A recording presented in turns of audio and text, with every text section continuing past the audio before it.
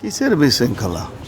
বিশৃঙ্খলা কোনো বিশৃঙ্খলা হবে না। বিশৃঙ্খলা হলে এটা প্রশাসনের কাজ আছে, দেখবে।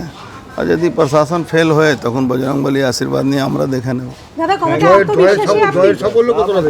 100%, 200% সফল। ব্যারাকপুরে হনুমান মন্দিরের পুজো দিয়ে ভোট গণনা কেন্দ্রের দিকে রওনা দিলেন ব্যারাকপুর লোকসভা কেন্দ্রের বিজেপি প্রার্থী অর্জুন সিং। সংকটমোচন কাছে এসছি আশীর্বাদ নিতে। সংকটমোচন সবসময় সংকট থেকে বের করেন ভগবান বজরংবলীর আজকে দিন। আজকে দিনে আমাদের কাউন্টিং শুরু হচ্ছে, তাই জন্য আশীর্বাদ নিতে এলাম। আর আর মাত্র কয়েক ঘন্টা বাকি। আস্থার সব থেকে বড় ঠাকুর যে এখনো বর্তমান আছে, তাই আজকে আশীর্বাদ নিতে। আজকে গণনা কেন্দ্রে কোনো বিশৃঙ্খলার কি আশঙ্কা করছেন আপনি? কিসের বিশৃঙ্খলা? বিশৃঙ্খলা কোনো বিশৃঙ্খলা হবে না। বিশৃঙ্খলা হলে এটা প্রশাসনের কাজ আছে, দেখবে।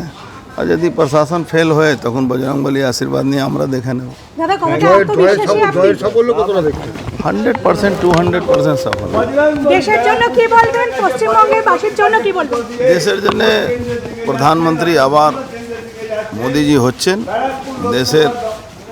দেশের রায় এরকমই মনে হচ্ছে। কিছু ঘন্টার মধ্যে সব বুঝে যাবে। ব্যারাকপুরবাসীর জন্য কি বার্তা আপনার? ব্যারাকপুরে বাসীর জন্য একটাই কথা, সবাই শান্তি রাখবেন। আমরা সমাজে অশান্তি যারা করছে তাদেরকে সমাজ থেকে দূর রাখবো আমরা। কতটা আত্মবিশ্বাসী আপনি? 200%।